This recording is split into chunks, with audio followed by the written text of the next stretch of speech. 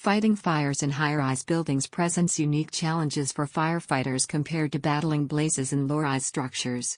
The immense height, long distances, and large number of occupants require specialized strategies and equipment.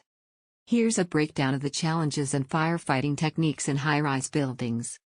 Challenges.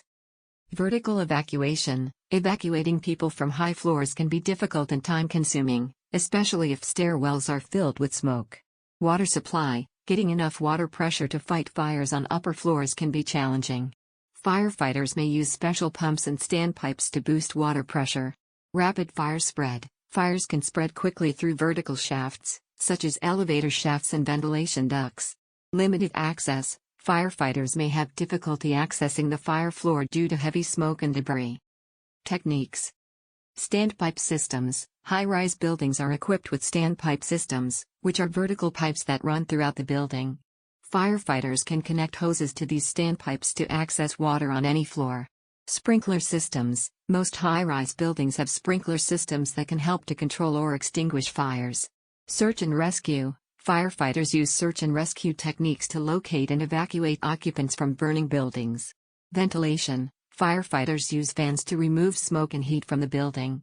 Rapid intervention teams, RITs. RITs are specialized teams of firefighters trained to rescue firefighters who become trapped or injured in burning buildings. Special equipment. High-rise ladders. These ladders are longer than traditional ladders and can be used to reach upper floors. Master streams. Master streams are large diameter hoses that can deliver large amounts of water to the fire. Aerial ladders. Aerial ladders are mounted on fire trucks and can be extended to reach upper floors. Thermal imaging cameras. These cameras allow firefighters to see through smoke and locate victims.